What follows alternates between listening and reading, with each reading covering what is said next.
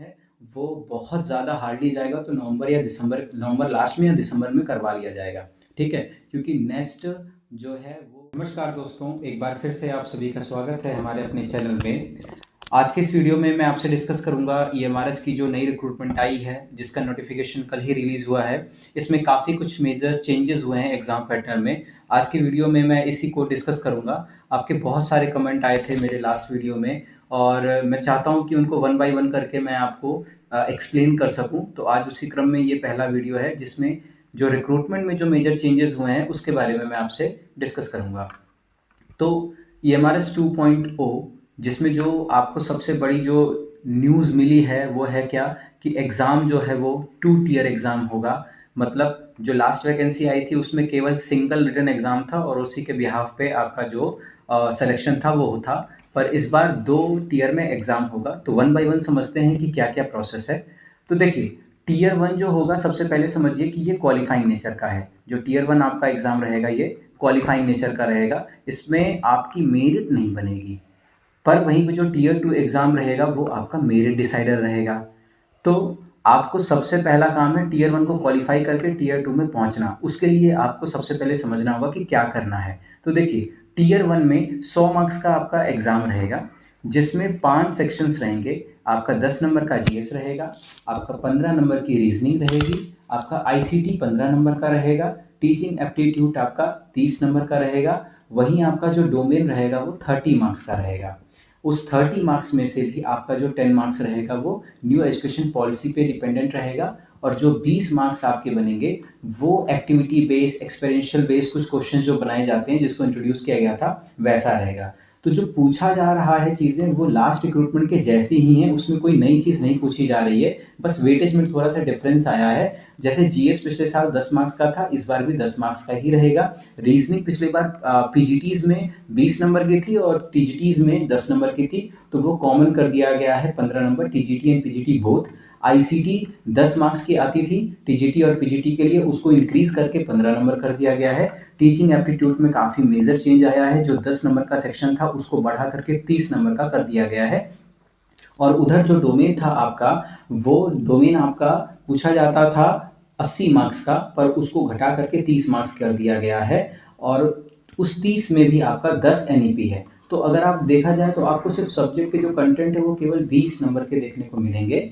और क्योंकि ये आपका प्रीलिम है एक तरीके से, इसमें आपको बहुत ज़्यादा डेप्थ नॉलेज की आपके सब्जेक्ट को वो एसेस नहीं करना चाहते हैं। तो जब आप ये 5 सेक्शन जब आपका ये क्वालिफाई होगा ना, तभी आप पहुंचेंगे टियर 2 के लिए। पर यहाँ पे भी इतनी आसान बात नहीं है। सबसे बड़ा कैच जो है वो लैंग्वेज का है, जो पिछली बार भी रहा था। आइए जरा उसको समझते हैं। 100 क्वेश्चंस के अलावा आपका एक लैंग्वेज सेक्शन रहेगा।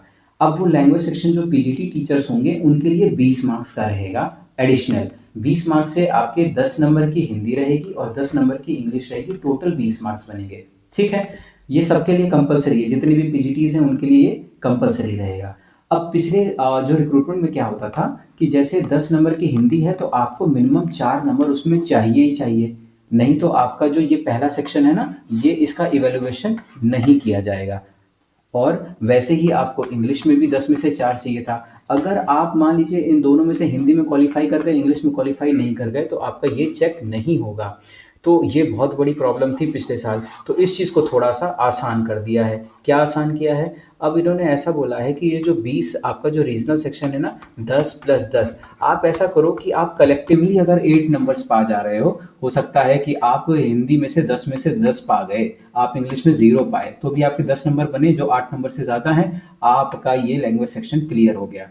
ये काफ़ी कुछ रिलीफ मिल गया है इस बार, ठीक है। तो ये बात आपको क्लियर होगी कि आपको 20 में से 8 नंबर चाहिए, वो कलेक्टिव चाहिए, इंडिविजुअल नहीं चाहिए। वहीं पे टीजीटी में एक एडिशनल होता है, वहाँ पे हिंदी इंग्लिश के साथ एक रीजनल लैंग्वेज का भी केस जुड़ जाता है। आपको 10 नंबर की हिंदी आएगी, 10 नंबर की इंग्लिश आएगी और 10 नंबर की रीजनल लैंग्वेज। रीजनल लैंग्वेज कुछ भी हो सकती है। मान लीजिए मैं हिंदी बैकग्राउंड का हूँ तो मेरी रीजनल लैंग्वेज हिंदी हो सकती है, तो मेरा बनेगा हिंदी, इंग्लिश और हिंदी। तो ऐसे ही आपको यहाँ पे डिफरेंट लैंग्वेज मिलेंगी, हिंदी, मराठी, गुजराती, कन्नड़, इंग्लिश, आप उनमें से किसी को भी चुन सकते हैं। लेट्स सपोज मैंने हिंदी, इंग्लिश और एज अ रीजनल लैंग्वेज मैंने हिंदी चुना, तो मुझको 10 प्लस 10 प्लस 10, पिछली बार क्या था कि सब में 4-4 नंबर चाहिए थे।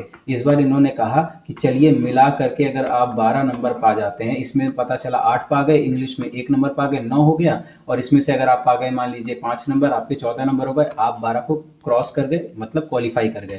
तो ये बहुत आसान हो गया है।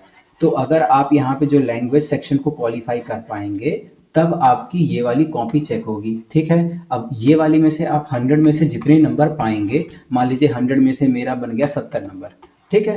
अब ये 70 नंबर जो है, ऐसे जब सारे कैंडिडेट जब पा जाएंगे, तो उसमें से जितनी पोस्ट है, लेट्स सपोज एक एग्जांपल लेकर के समझते हैं तो बेहतर समझ में आएगा। मान लीजिए मैं अप्लाई कर रहा हूँ किसी पोस्ट के लिए जिसमें 100 पोस्ट हैं। मान लीजिए किसी भी वैकेंसी के लिए टीजीटी हिंदी, इंग्लिश या पीजीटी 100 पोस्ट हैं। तो क्या होगा कि इस पोस्ट का 10 गुना 10 टाइम्स लोगों को क्वालिफाई कराया जाएगा। यानी अगर 100 पोस्ट है तो 1000 लोगों को क्वालिफाई कराया जाएगा। और वो क्वालिफिकेशन किस हिसाब से होगी, यही जो टीयर 1 आपका जो है, इसी में से आपको 10 टाइम्स क्वालिफाई कराया जाएगा। अब जो ये लोग क्वालिफाई कर जाएंगे वो पहुंचेंगे टीयर 2 में। तो आई होप यहाँ तक आपको बात समझ में आ रही होगी कि लैंग्वेज क्वालिफाई करिए तो 100 मार्क्स का सेक्शन चेक होगा। 100 मार्क्स के सेक्शन में मेरिट बनेगी। मेरिट बनने के बाद जो 10 टाइम्स लोग हैं उनको क्वालिफाई कराया जाएगा टीयर 2 के लिए। तो अब टीयर 2 की गणित को समझ लेते हैं कि ये क्या है। अब टीयर 2 में जो 100 मार्क्स का पेपर होगा और ये सब्जेक्ट ओरिएंटेड होगा, मतलब अब आपकी जो है सब्जेक्ट की कमांड को चेक किया जाएगा। तो इस 100 नंबर में से आपका जो है, एक तो आपका सेक्शन होगा ऑब्जेक्टिव, ठीक है, और एक सेक्शन होगा आपका डिस्क्रिप्टिव। ऑब्जेक्टिव में आपके 40 एमसीक्यू क्वेश्चंस पूछे जाएंगे और हर क्वेश्चन 1 मार्क्स का रहेगा। तो 40 क्वेश्चन रहेंगे, 40 मार्क्स का आपका बन गया, ठीक है। और वहीं पे आपका जो डिस्क्रिप्टिव सेक्शन है वहाँ पे 15 क्वेश्चंस पूछे जाएंगे और हर क्वेश्चन आपका 4 नंबर का रहेगा, तो 60 मार्क्स बन गए। तो 60 प्लस 40 मिलकर के आपका 100 बन जाएगा, ठीक है। इतनी सी बात आपको क्लियर है। तो 100 मार्क्स में से फिर आपकी मेरिट बनेगी और मेरिट बनने के आधार पे आपको आपका रिजल्ट तैयार किया जाएगा, ठीक है। ये टीजीटी पीजीटी के लिए कॉमन हो गया। पर वही अगर कोई जेएसए के लिए अपियर हुआ है तो फिर जेएसए और प्रिंसिपल्स के लिए जो रहेगा वो 1:3 के रेशियो में उनको क्वालिफाई कराया जाएगा। फर्दर डीवी के लिए नहीं, फर्दर उनको क्वालिफाई कराया जाएगा टाइपिंग टेस्ट के लिए, और प्रिंसिपल्स को क्या कहते हैं इंटरव्यूज के लिए क्वालिफाई कराया जाएगा, ठीक है। तो इस तरीके से आपका ये जो पैटर्न है 2 टियर एग्जाम रहेगा, ठीक है। आई होप आपको ये पैटर्न के बारे में क्लियरिटी हुई होगी। अगर कोई और डाउट होगा तो आप मुझसे पूछिएगा। हाँ, जो रही एग्ज़ाम की बात, तो देखिए जैसे मैं पहले वीडियो में कहा हूँ कि जब तक कोई डेट नहीं आती तो कंफर्म नहीं बता सकता हूँ, पर आप फिर भी जानना चाहते हैं तो मैं अपनी स्पेकुलेशंस के आधार पे जो मुझे लगता है कि ये जो एग्ज़ाम है वो बहुत ज़्यादा हार्डली जाएगा, तो नवंबर लास्ट में या दिसंबर में करवा लिया जाएगा, ठीक है। क्योंकि नेक्स्ट जो है वो अपनी इस रिक्रूटमेंट को हर हालत में अगले सेशन से पहले कंप्लीट करना चाहेगा, तो बहुत फास्ट आपको प्रोसेस देखने को मिलेगी। ऐसा लास्ट टाइम भी हुआ था, दिसंबर में पेपर हुआ था, जनवरी में रिजल्ट आ गया था, ठीक है। तो आई होप आपको ये बात क्लियर रही होगी। और कोई अगर डाउट्स हैं तो एक बार मुझसे पूछ लीजिएगा। फर्दर अभी मैं और टॉपिक्स पे धीरे धीरे वीडियो बनाऊंगा। एक ही वीडियो में सारी बातें करना संभव नहीं है, वरना वीडियो काफ़ी लंबा हो जाएगा। तो अभी इस वीडियो को देखने के लिए आप सभी का बहुत बहुत धन्यवाद।